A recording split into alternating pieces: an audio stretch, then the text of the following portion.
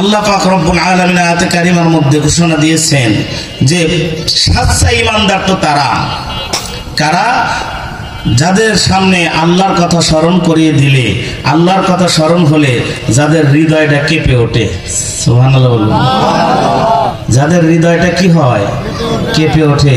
আল্লাহর কথা স্মরণ হলে, আল্লাহর কথা যেখানে স্মরণ করিয়ে দেওয়া হয় তাদের অন্তরটা কেঁপে ওঠে।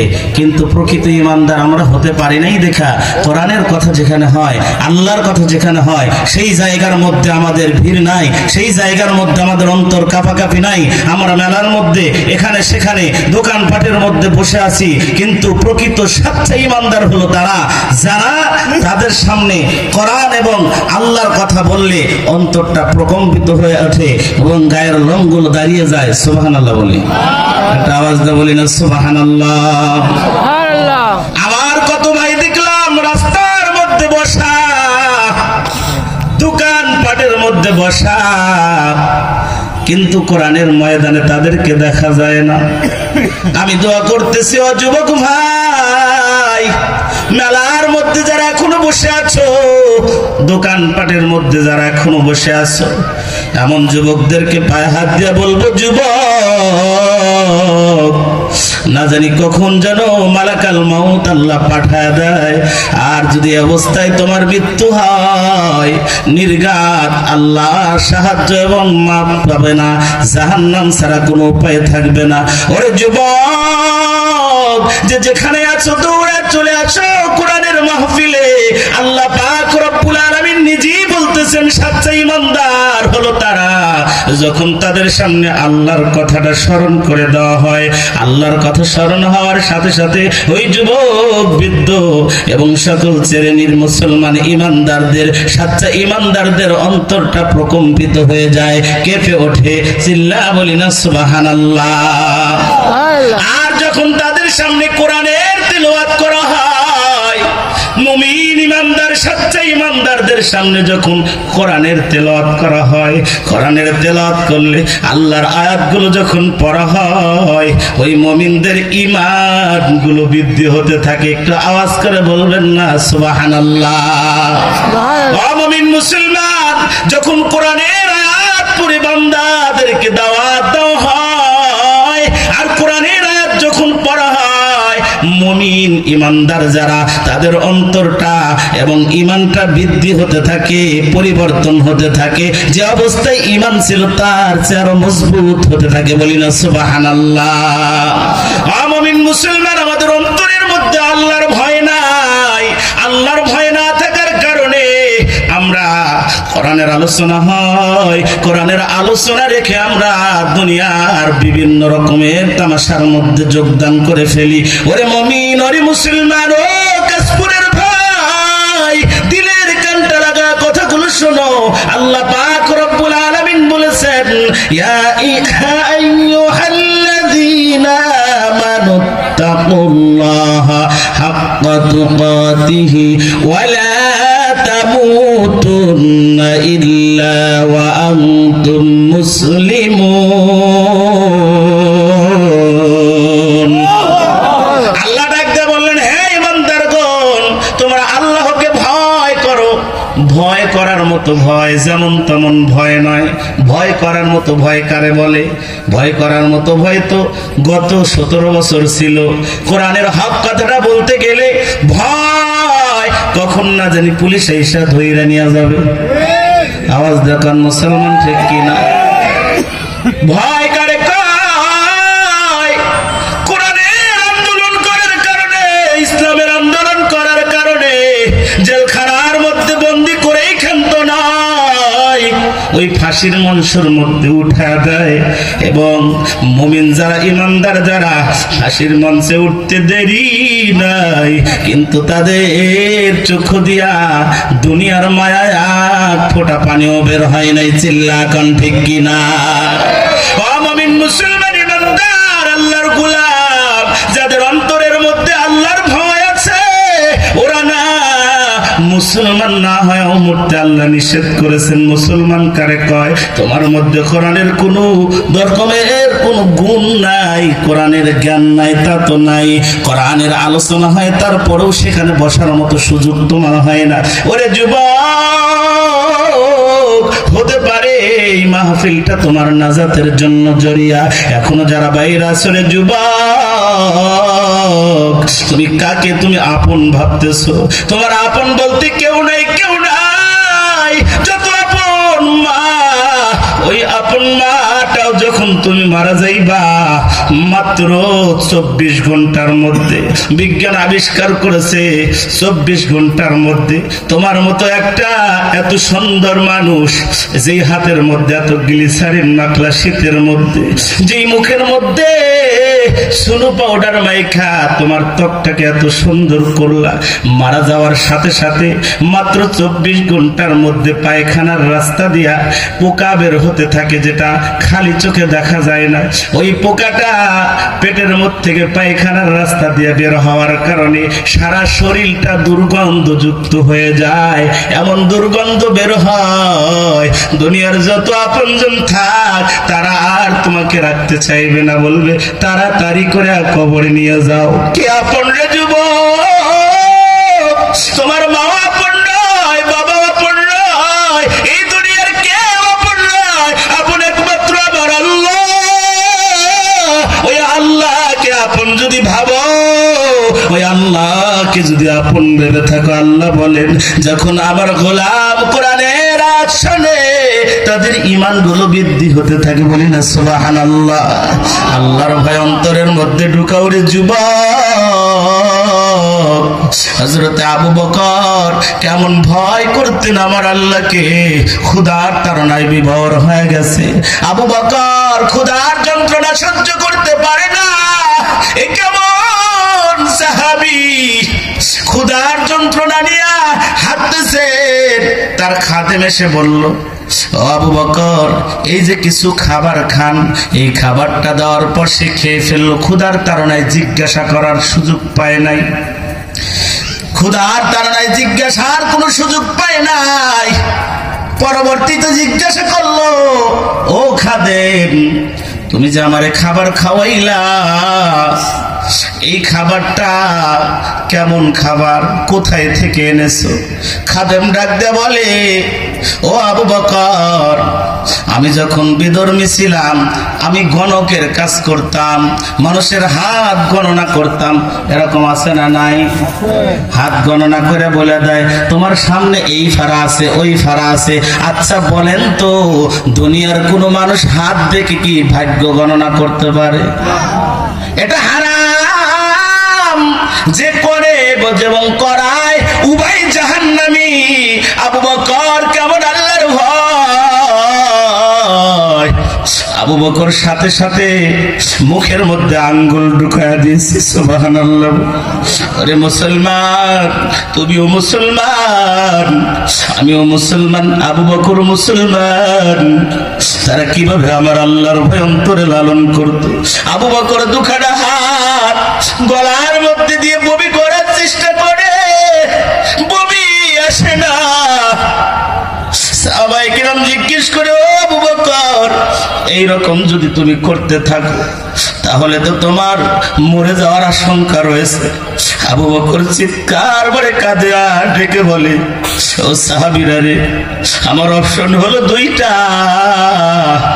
এই হারামটা আবার পেট থেকে বের করে দেওয়া, আর না হয়তো এই খাবারটা হজম হওয়ার আগে আল্লাহ যেন আমাকে নিয়ে যায়। তার কারণে এই হারাম খায়া যদি আমার শরীরের মধ্যে গোশত, রক্ত, মাংস হয়, তাহলে এই হারাম খাওয়া, হারাম খেয়ে যে শক্তি শরীরের মধ্যে গোশত হইল, রক্ত হইল, এই হারাম খাওয়ার কারণে এই শরীর জান্নাতে যেতে পারবে না। কত ভয়! জান্নাতের সার্টিফিকেট পাওয়া সাহাবীর অন্তরের মধ্যে এত ভয়। কিন্তু আজকে আমরা মুসলমান, আমাদের অন্তরের মধ্যে একটু ভয় নাই, চিন্তা নাই, টেনশন নাই। এই যে সামনে কবর দেখা যায়, কবরের মধ্যে আমার মা শুয়ে আছে, বাবা শুয়ে আছে, কত মানুষের দাদা দাদি নানা নানি। আর এই অন্ধকার কবরে আমরা সবাই যাব। এখনো যারা বাইরে আছো গো মুসলমান, ও মুমিন মুসলমান, কারোর যদি মা মারা যায়, বাবা মারা যায়, দাদা মারা যায়, অবশ্যই কোরআনের মাহফিলে আসো, দোয়া করো, আল্লাহ পাক রব্বুল আলামিন কবরের আযাব গুলো মাফ করে দিবে। মুমিন মুসলমান ইমানদার আল্লাহর গোলাম, আল্লাহর ভয় অন্তরের মধ্যে ঢুকাও। পুরাপুরি মুসলমান না হয়ে কবরে যাও না। ওই কবরের কথা আমার অন্তরের মধ্যে জাগ্রত হয় না। কতবার গেলাম কবর দেওয়ার জন্য, কত জানাজার সামনে দাঁড়ায় গেলাম, একটাবারও আমার অন্তরে জাগ্রত হয় না আমাকেও তো এই কবরের মধ্যেই থাকতে হবে। ওই কবর এত ভয়ঙ্কর, ওই কবরের আযাব সহ্য করার ক্ষমতা আমার নাই, আপনার নাই। ওই কবরের আযাব কেমনে আমরা সহ্য করব? ও মুমিন মুসলমান ইমানদার, আল্লাহর ভয় অন্তরের মধ্যে ঢুকা, বলে আল্লাহকে ভয় করতে থাকো।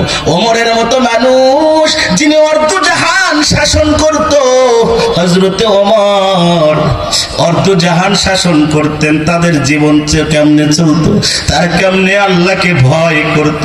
হযরত ওমরের স্ত্রী ডাক দেয়া কয়, ও প্রাণের স্বামী গো, সামনে তো ঈদ আসতেছে, ঈদের মধ্যে আমার সন্তানদেরকে কাপড় দিতে হবে। ও বাবার দলেরা, আপনারা আপনার সন্তানকে সারা রাত রিক্সা চালায়া হলো, গার্মেন্টসে চাকরি করে, নিজে সারা মাসে খরচ না কইরাও ঈদের মধ্যে সন্তানের জন্য মার্কেট করে দেওয়ার জন্য প্রস্তুত।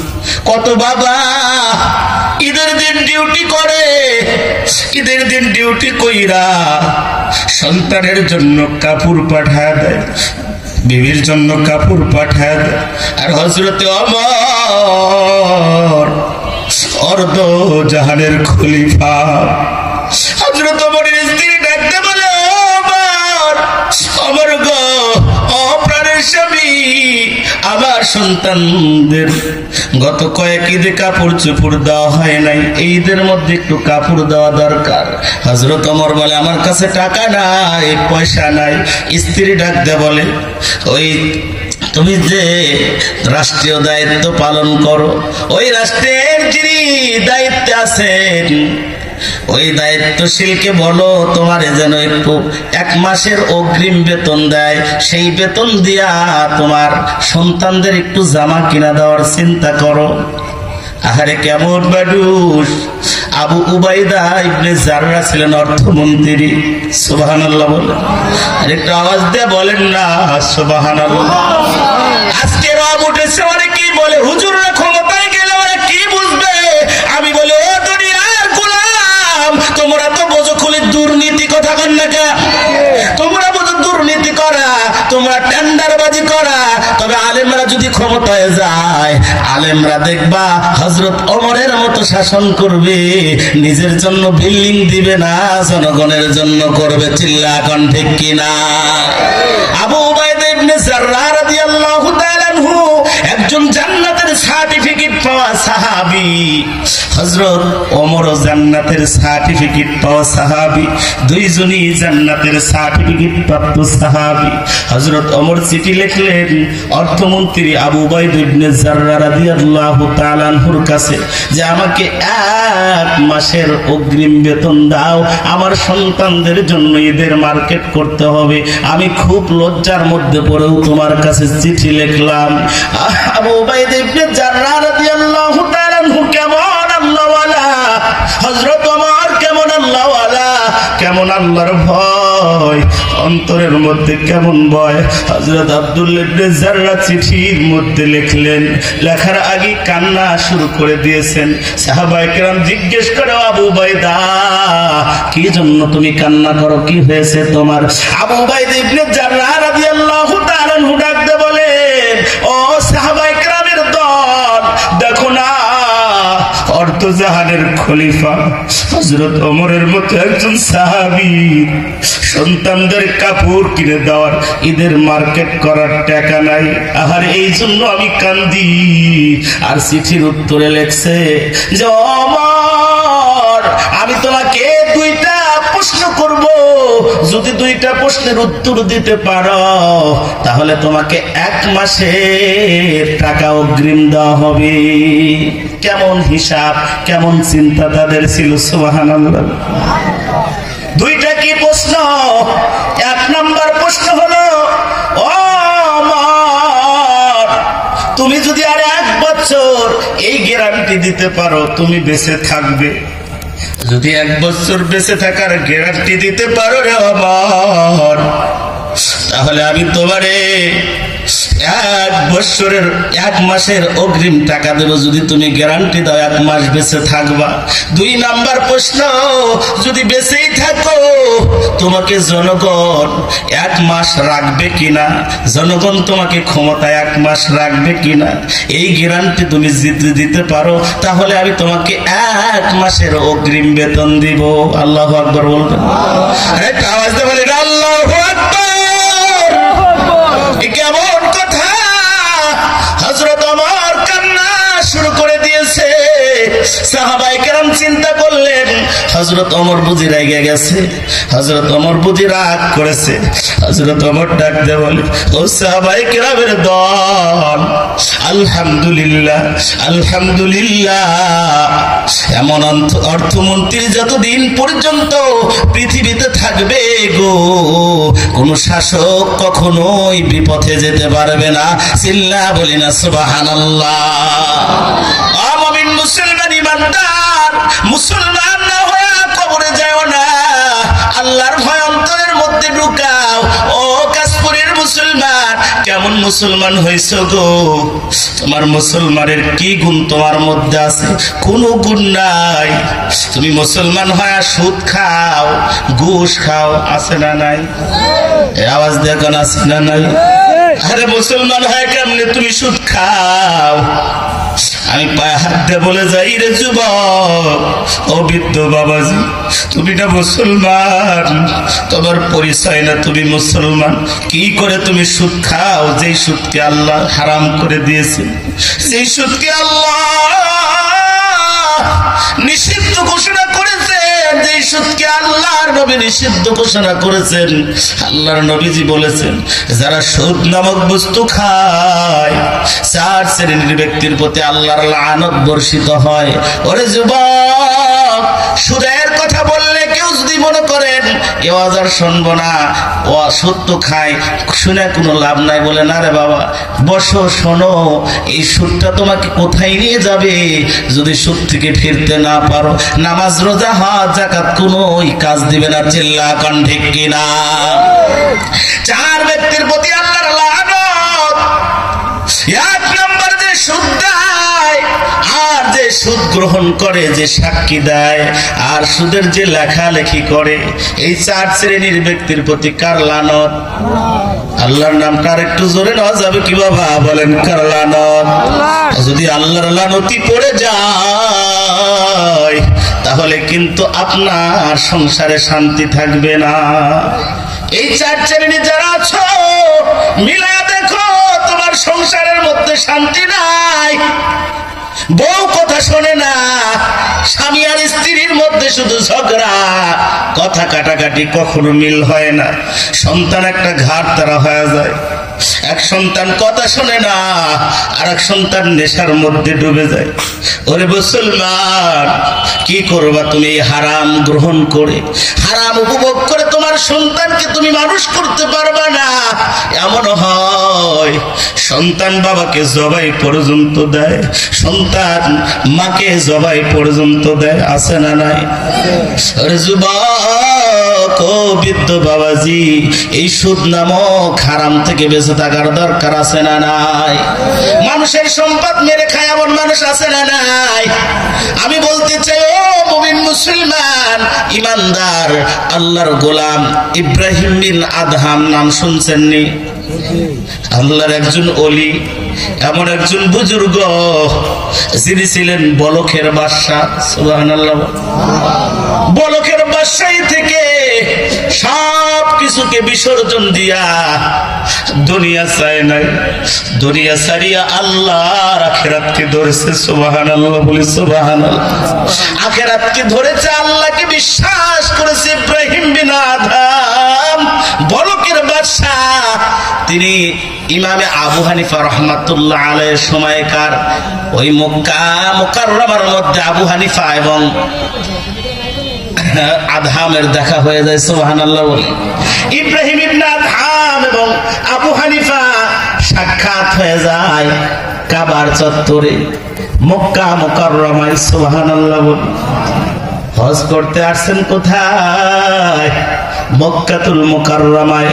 তিনি হজ সম্পাদন করার পর নিয়ত করলেন, আমি একটু যাব বাইতুল আকসা। আছেন তো বাইতুল আকসা?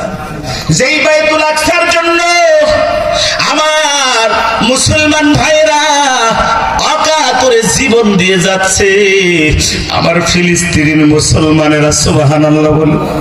আরেকটা আওয়াজ দিয়ে বলি না সুবহানাল্লাহ। ওই ইসরায়েলের সৈন্যরা বর্বরতা চালায় শিশু সন্তানদেরকে ধ্বংস করে দিচ্ছে। আমরা বাংলাদেশ থেকে জানাইতে চাই, ওই ইসরায়েলের শয়তানের দল আল্লাহর সাহায্য মুসলমানদের সাথে আছে। তোরা হাজার চেষ্টা করেও বাইতুল আকসা দখল করতে পারবি না। চিল্লা কোন ঠিক কিনা? মুসলমানদের বাইতুল আকসায় যা নামাজ আদায় করবেন, নামাজ আদায়ের জন্য তিনি এখান থেকে রওনা দেয়।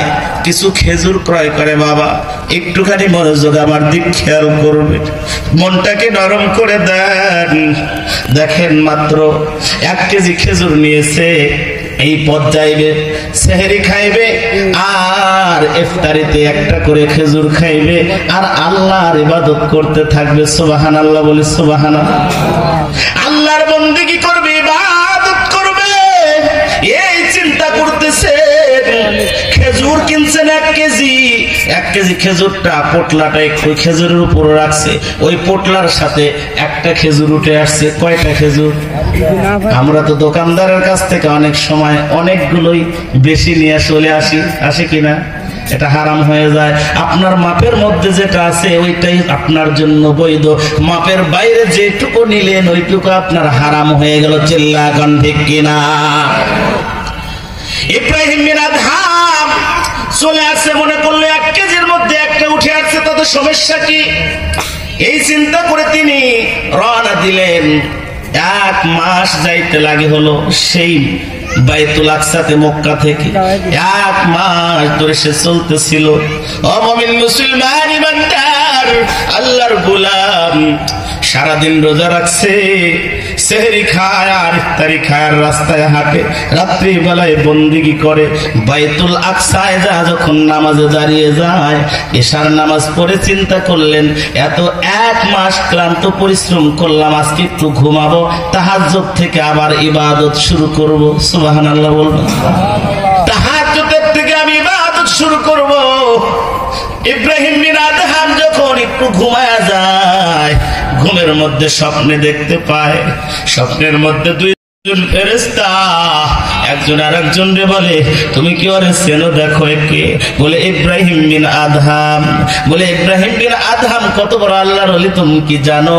বলে জানি, কিন্তু 1 মাস ধরে কোনো বন্দেগী ইব্রাহিম বিন আদহামের কবুল হচ্ছে না।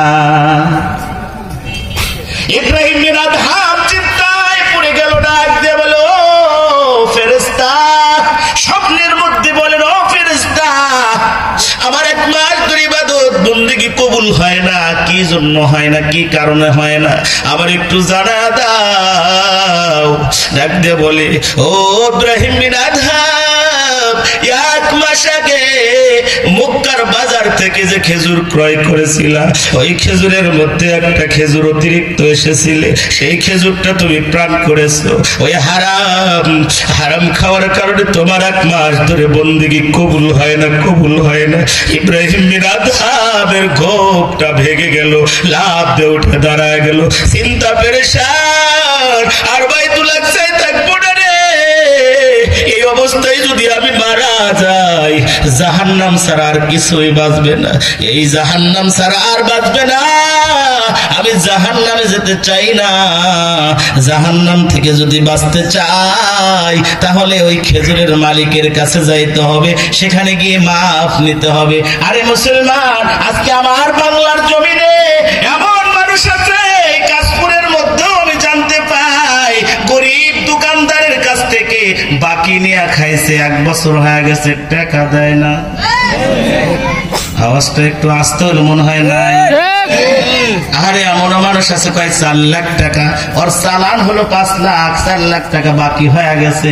ওরে মুসলমান, ও কাশপুরের ভাই, তুমি যে হারাম খাইলা, ওই দোকানের বাকি করা টাকা তুমি দাও না, তুমি নামাজ পড়ে রোজা করে জাকাত করে কোনো ফায়দা নাই, কোনো ফায়দা নাই। ও মুমিন মুসলমান, এই জন্য সংশোধন হয়ে যাও। 2টা হক, একটা হলো আল্লাহর হক আর একটা হলো বান্দার হক। চিল্লা কোন ঠিক কিনা? বান্দার হক আছে, আল্লাহর হক আছে। বান্দার হক যদি আদায় না করে আল্লাহ কিন্তু মাফ করবে না, ঠিক কিনা? বান্দার হক আদায় করার দরকার আছে না নাই? ইব্রাহিম বিন আদহাম চিন্তায় পড়ে গেলেন, আর বাইতুল আকসায় থাকবো না, রওনা দিয়েছেন এক দৌড়। কিন্তু 1 মাস তাকে অতিবাহিত করতে হবে, 1 মাস লাগবে যাইতে। সুবহানাল্লাহ কোন? 1 মাস যেতে লাগবে। 1 মাসের পথ অতিক্রম করে মক্কার বাজারে ওই খেজুরের দোকানে গিয়ে দেখে ওই খেজুরের দোকানদার আর নাই। কে নাই? কি ব্যাপার যুবক, এখানে একজন বৃদ্ধ মানুষ বসা ছিল, তুমি কেন? ডাকতে বলে, উনি ছিলেন আমার বাবা, গত 1 মাস আগে সে মারা গেছে। ইব্রাহিম বিন আদহামের চোখের মধ্যে পানি চলে আসছে। ওরে যুবক, ও বৃদ্ধ বাবাজি, কেমন ছিল তাদের জীবন গো? তারাও ছিল মুসলমান, আমরাও মুসলমান। কান্না চলে আসছে। ডাকতে বলে, ও দোকানদার, আমি 1 মাস আগে 1 কেজি খেজুর নিয়েছিলাম, একটা খেজুর অতিরিক্ত ছিল। ওই একটা খেজুর অতিরিক্ত থাকার কারণে আমার ইবাদত কবুল হচ্ছে না, তুমি আমারে মাফ করে দাও। আর ওখান থেকে ডাক দিয়ে বলে, আমি তো এই খেজুরের মালিক, আমি একা নয়, আমার এক বোন আছে, আমার মা আছে, 3 জন এই খেজুরের মালিক। আমার আব্বা মারা গেছে, আর এই 3 জন হলো আমরা ওয়ারিশ হয়েছি। আমারটুকু আমি মাফ করতে পারি, আমার মা এবং বোনেরটা তো আমি মাফ করতে পারি না। ইব্রাহিম বিন আদহাম চিন্তা করে, আবার কেমন মুসলমান! সুবহানাল্লাহ। এ কেমন হকদার, এ কেমন ইনসাফগার! আমি তো কত বড় আল্লাহর ওলি, ইনি তো দেখতেছি আমার চাইতে বড় ওলি। চিল্লা বলে না সুবহানাল্লাহ। এমন মুহূর্তে বলে, তোমার মা কোথায়? বাড়িতে। আবার একটু নিয়ে যাও তোমার মার কাছে, তার কারণ আমি মাফ পাইলে কিয়ামতের ময়দান আমি জাহান্নামী হয়ে যাব না। আমার একটু নিয়ে যাও। নিয়ে যাওয়া হলো, মাও মাফ করে দিল। বলে, তোমার বোনটা কই? বোনটারে বিবাহ দিয়ে দিছে অনেক দূরে। বলে, আমার একটু নিয়ে যাও। বোনের বাড়িতেও নিয়ে গেল। বোন ডাক দিয়ে বলতেছে, আমি মাফ করে দিতে পারি, আমার মা ভাইয়েরটা আমি মাফ করতে পারবো না। আল্লাহর ওলি ইব্রাহিম বিন আদহাম চিন্তা করে, হারে আমি তো কত বড় আল্লাহর ওলি, আমার চাইতে বড় ওলি হলো এই সন্তানেরা। চিল্লা বলে না সুবহানাল্লাহ। যখন তাকে মাফ করে দেওয়া হয়, তাকে জানায়া দেওয়া হয় স্বপ্নের মধ্যেই, ইব্রাহিম বিন আদহাম রে আল্লাহ পাক রব্বুল আলামিন তোর দোয়া কবুল করে নিয়েছে। চিল্লা বলি না সুবহানাল্লাহ। ও মুমিন মুসলমান ইমানদার, অন্যায়কে না বলতে হবে আর ন্যায়কে হ্যাঁ বলতে হবে। এটাই আমরা রাজি আছি ইনশাআল্লাহ। কে কে রাজি আছেন একটু দুখান হাত তুলে দেখান। লিল্লাহে তাকবীর, লিল্লাহে তাকবীর। আল কোরআনের আলো, ঘরে ঘরে জালো, আল হাদিসের আলো, ঘরে ঘরে জালো। লিল্লাহে তাকবীর। আচ্ছা বলেন তো, আজকে মাদ্রাসার মাহফিল, এই মাদ্রাসাগুলো এলাকায় বেশি বেশি হোক, এটা আমরা চাই কি চাই না? মুসলমান আওয়াজ দিতে হবে, চাই কি চাই না? মাদ্রাসা যত বেশি হয় তত আলেম বেশি হবে, আর যত আলেম বেশি হবে দুনিয়া থেকে তত ইনসাফ কায়েম হবে। চিল্লা কোন মুসলমান ঠিক কিনা? কোন আলেম দেখেছেন মা বাবাকে লাথি মেরে বাদ থেকে বের করে দিয়েছে? এরকম কি দেখা যায়? এ যুবক, অবিদ্য বাবাজি, কোন আলেমকে দেখা যায় না। এই জন্য মাদ্রাসার দরকার আছে না নাই? কোরআনের মাহফিলের মধ্যে বসা কত সওয়াবের কাজ আমরা অনেকেই জানি না রে বাবা। আমি বলতে চাই মুসলমান ইমানদার আল্লাহর গোলাম, মাদ্রাসার মাহফিলে আসছি আমরা। আমি আলোচনা আরো করব, হারাম থেকে বেঁচে থাকতে হলে মাদ্রাসায় শিক্ষার বিকল্প আর কিছু নেই। চিল্লা কোন ঠিক কিনা? আজকে তানজিলুল উম্মাহ মাদ্রাসার মধ্যে কোরআনের হাফিজদের মাথায় পাগড়ি দেওয়া হয়েছে। এই পাগড়ির কত দাম, এই হাফেজের কত দাম। একটা হাফেজ 14 জন জাহান্নামী মানুষকে জান্নাতে নিয়ে যাবে। সুবহানাল্লাহ বলবেন? কয়জন? 14 জন জাহান্নামী মানুষ। এই হাফেজদের সাথে যাদের সম্পর্ক থাকে তারা আল্লাহর জান্নাতে না যেতে পারবে না, তার কারণে হাফিজে টেনে টেনে নিয়ে যাবে। সুবহানাল্লাহ বলেন? ওই হাফেজদের যারা একটু ভরণ পোষণ করে, ওই ইয়াতীমদের সাথে একটু ভালো সম্পর্ক করে, কিছু টাকা পয়সা ব্যয় করে, ওই ব্যক্তিদের আল্লাহ কিয়ামতের ময়দানে হাফেজ জান্নাতের মধ্যে নিয়ে যাওয়ার অনুমতি দিয়ে দিবে। সুবহানাল্লাহ বলি। অনেকেই মনে করে হাফেজ সাহেবরা পড়ে কোরআন পড়ে এরা কি শিখবে, এরা তো কিছু শিখতে পারে না, এদের জ্ঞান গরিমা খুবই কম। আসলে কি আলেমদের জ্ঞান কম? কম না বেশি? ওই যে এক রাজা ইন্টারন্যাশনাল ভাবে কি কইছিল, কয় যে ইন্টারন্যাশনাল ভাবে আমি ঘোষণা দিলাম যদি আমারে কেউ নতুন কথা শোনায় দিবার পারে তারে আমি অর্ধেক রাজ্য লিখে দিব। সুবহানাল্লাহ। কতখানি রাজ্য দিব? অর্ধেক রাজ্য লিখে দিবে। উজির ডাক দেখো, বাদশা নামদার, আপনি যে অর্ধেক রাজ্য লেখা দিবেন এমন প্রশ্ন করলেন, আপনারা তো একজন নতুন কথা শুনে অর্ধেক রাজ্য নিয়ে যাইব, তাহলে আপনি কেমনে এই প্রশ্ন করলেন? কয় রাজা তুই না আমি। কয় আপনি রাজা, তোর বুদ্ধি বেশি না আমার বুদ্ধি বেশি? কয় আপনার বুদ্ধি বেশি ছিল, এখন কমে গেছে। কি হয়েছে? কমে গেছে। কয় কেন কমে গেল? যত মানুষ যত কথাই বলুক আমি বলবো এটা আমি জানি, তাহলে কি আর পুরান থাকে? নতুন থাকে নাকি পুরান হয়ে যায়? আমার কথা কি বোঝা যায়? এটা আওয়াজ দেন। নতুন কি আর থাকে? এরকম বাটপার আছে না নাই? আমার বাংলার জমিনে অনেক জায়গায় চাকরির সার্কুলার দিয়ে আগেই লোক নিয়ে নেয়, শুধুমাত্র ওই যে ফর্ম পূরণ করার জন্য যে টাকা খরচ করে আর যাতায়াত খরচ মানুষের করায়। চিল্লা এখন ঠিক কিনা? এইরকম ভাবে যখন সারা দেশের মানুষ, রাজা বাদশা বুদ্ধিজীবীরা এসে লাইন ধরে শোনায় যে এই নতুন কথা ওই নতুন কথা, রাজার ডায়লগ কি বলেন তো? তুমি যা বললে সেটা আমি, তাহলে আর নতুন হলো না। মসজিদ থেকে বাড়াইছিল ইমাম সাহেব। কে বাড়াইছে? ইমাম সাহেব ডাক দেয়া কয়, এ মুসল্লিরা আমার দিকে সিরিয়াল কিসের রে? কয় সিরিয়াল তো রাজার বাড়ির সিরিয়াল। কিসের সিরিয়াল? কয় এটা আপনার জানার দরকার নাই, ওটা যেখানে আছেন সেখানে থাকেন। কয় না, আমি শুনেও তো শান্তি পাওয়া যায়। কথা কোন ঠিক কিনা? কয় যে ওই রাজা বলেছে যদি কেউ নতুন কথা শোনাবার পারে তাকে নাকি অর্ধেক রাজ্য লিখে দিব। কয় আমার কাজ হয়ে গেছে। সুবহানাল্লাহ বলবেন? হুজুর কয় আমার কাজ হয়ে গেছে। কয় যে তাহলে নিয়ে আসেন, আমাকে নিয়ে যান। কয় না, আপনাকে নিয়ে যাওয়া যাবে না, আপনার জায়গায় আপনি থাকেন। তো বলে যে তাহলে যে 3 মাসের বেতন বাকি রাখছো ওই বেতন দাও, নাইলে রাজার বাড়ি নিয়ে যাও। কয় যে 3 মাসের বেতন ধান কালেকশনের আগে আর দেওয়া সম্ভব না, আপনাকেই নিয়ে যাচ্ছি রাজার বাড়িতে। রাজার বাড়ি যখন নিয়ে যাওয়া হয়, রাজার বাড়িতে নিয়ে যাওয়ার পর ডাক দিয়ে বলেন যে হ্যাঁ রাজা মশাই, আপনি কি এই প্রশ্ন করেছেন? বলে কি প্রশ্ন? বলে আপনি কি বলেছেন যে নতুন কথা শুনাইলে অর্ধেক রাজ্য লিখে দিবেন? কয় যে এই জন্যই বলে হুজুরদের মাথায় বুদ্ধি নাই। কি নাই? কেন বুদ্ধি নাই? বলে পোস্টারিং হয়েছে, মাইকিং হয়েছে, সব কিছু হয়েছে, কিন্তু তারপরে হুজুরের বেটা এখনো জানে না। হুজুরের মাথায় বুদ্ধি থাকলো কই? কয় না, আমি একটু যাচাই করে নিতেছি, পরে যদি আবার বাটপারি হয়। পরে যদি কি হয়? বাটপারি হয় কি হয় না? এই আওয়াজ এখন হয় কি হয় না? কত কথাই তো কত নেতা বলে যায়, কোনো কিছু ঠিক থাকে না, চিল্লা গান ঠিক কিনা? এবার কয় না আমি যা বলেছি তাই। কয় তাহলে আপনি নতুন কথা শোনার জন্য রেডি হয়ে যান। কয় আমি রেডি আছি।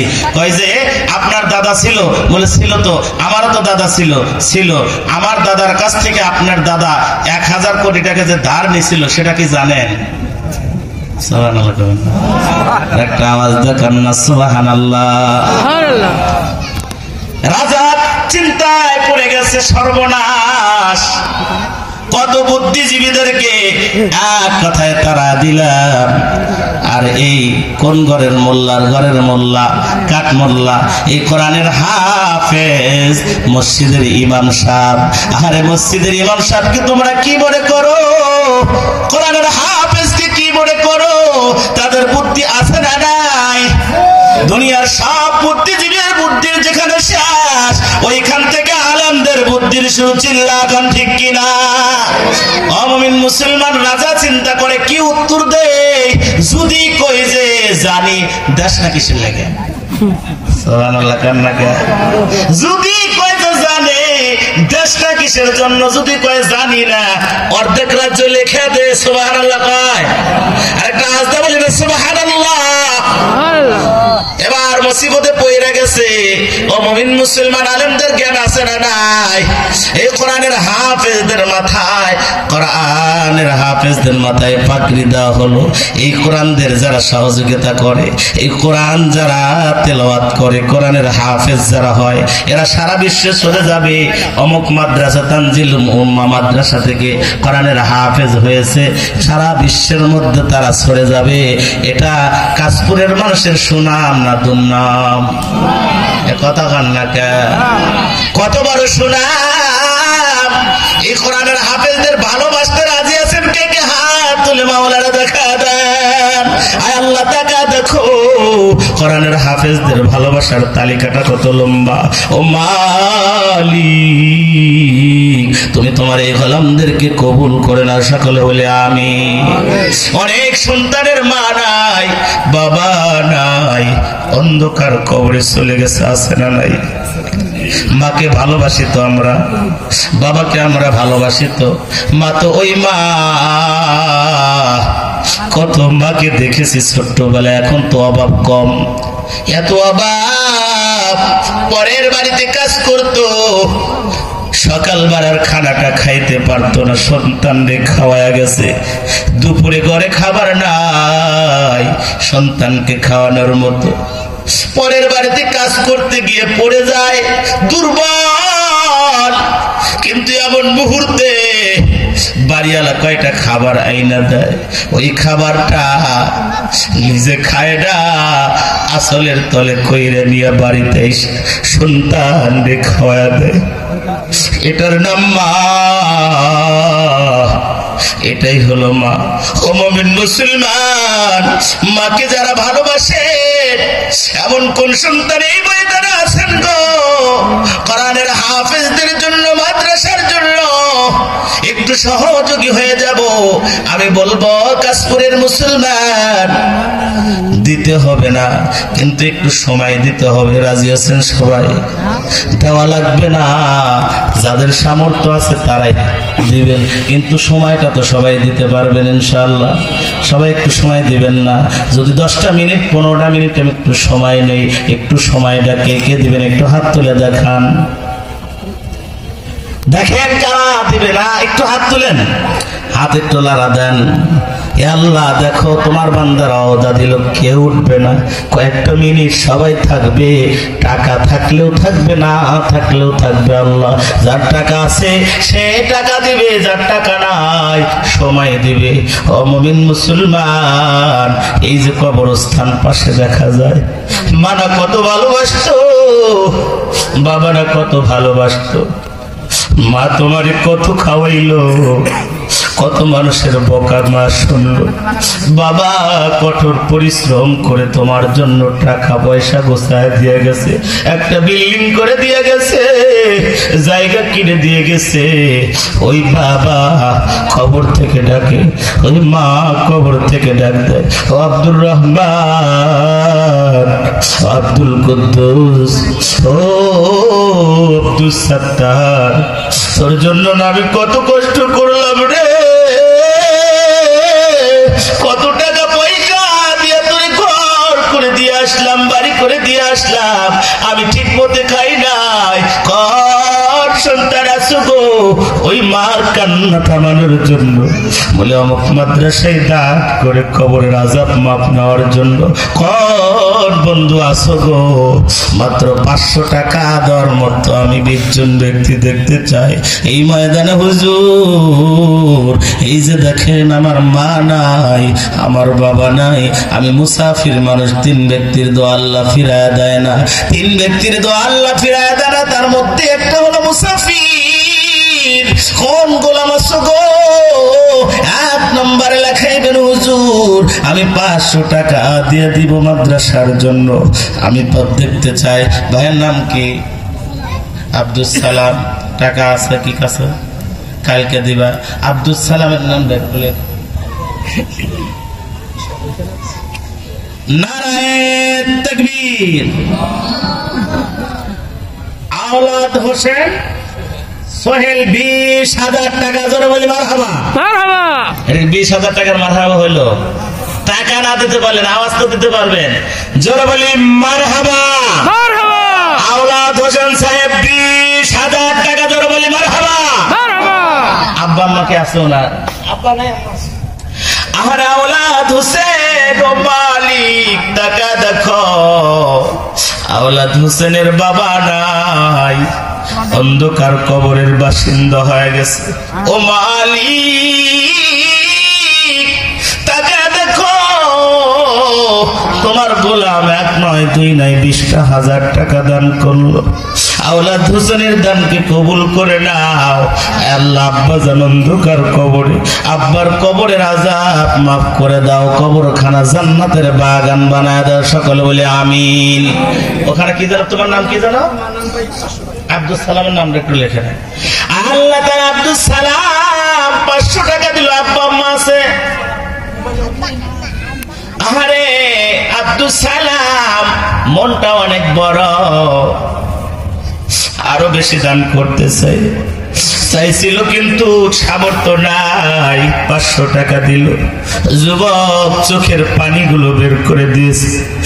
আল্লাহ আব্দুল সালামের আব্বার কবরের আযাব মাফ করে দাও, কবরখানা জান্নাতের বাগান বানায় দাও। সকলে একটু আমিন বলে আমিন।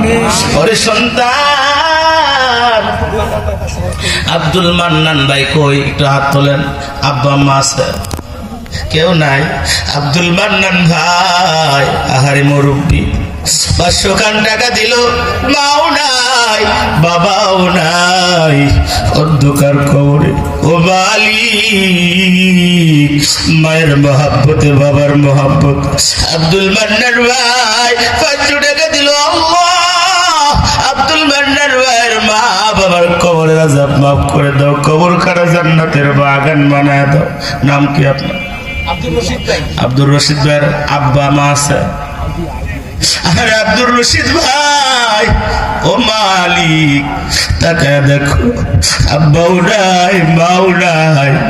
আব্দুর রশিদ ভাই 1,000 টাকা দান করল। ও মালিক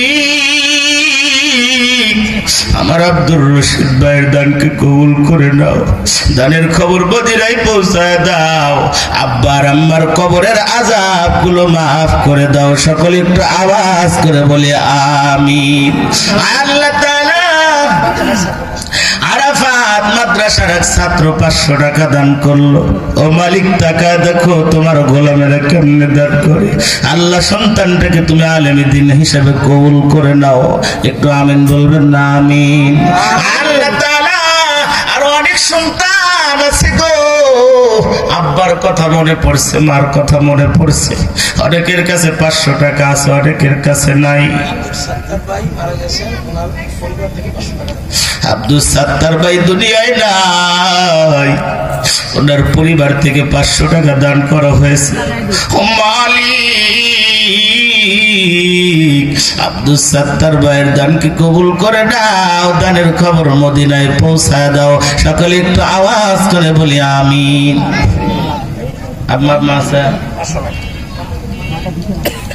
মামুন ভাইয়ের মা নাই, ও মালিক টাকা দেখো, এই কাশপুরের বেশিরভাগ মানুষ শ্রমিক, আর কয় টাকা করে কামায়, মাসের পরে ভাড়া দিতে যায়, বাড়ি ভাড়া দিতে যায়, অবস্থা খুব খারাপ, সন্তানদের বাজার করতে পারে না, তার মধ্যে থেকে মাদ্রাসার মধ্যে আবার মামুন ভাইয়ের মা নাই।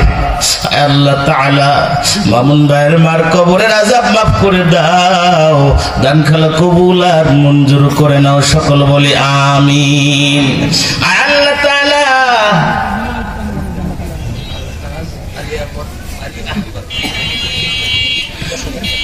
আলহাজ আলী আহমদ ফিট ফ্যাক্টরির মালিক, ও মালিক আলহাজ আলী আহমদ 10,000 টাকা জোরে বলি মারহাবা।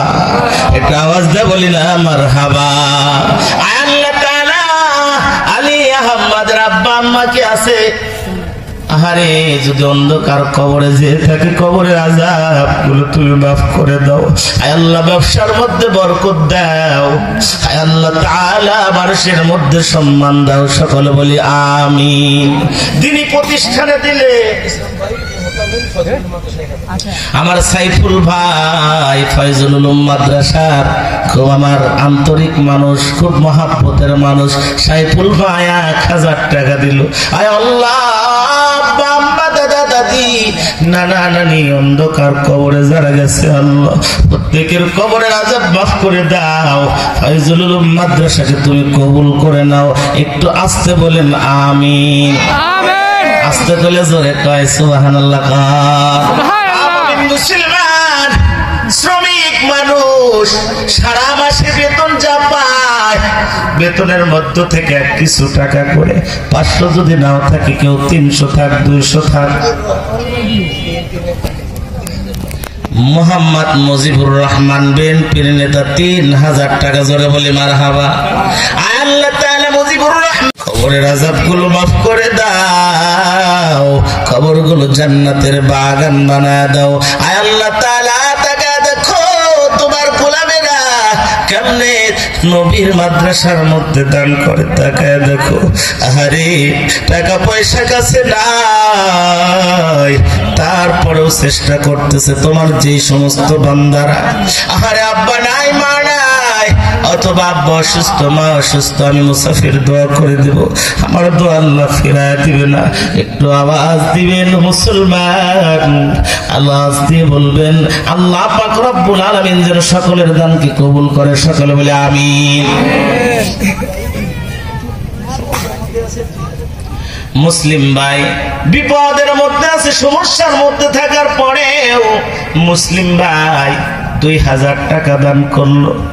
যখন কোনো মানুষের বিপদ এসে যায়, বালা এসে যায়, তখন বেশি করে দান করতে হয়। আমরা তো মনে করি যে বিপদের সময় দান করা লাগে না। বিপদের সময় দান করলে ওই দানটা যখন করে, দানটা যায় বিপদকে ঠেকা দেয়। সুবহানাল্লাহ বলি সুবহানাল্লাহ। মুসলিম ভাই 2000 টাকা দান করলো। মুসলিম ভাইয়ের দানকে কবুল করে নাও, দানের খবর মদিনায় পৌঁছা দাও। আব্বা আম্মা দাদা দাদি নানা নানির কবরের আযাব গুলো মাফ করে দাও। আয় আল্লাহ মুসলিম ভাইয়ের বিপদ থেকে উদ্ধার করে দাও। একটু আওয়াজ করে বলি আমিন। মোহাম্মদ পিন্টু খান, ও আল্লাহ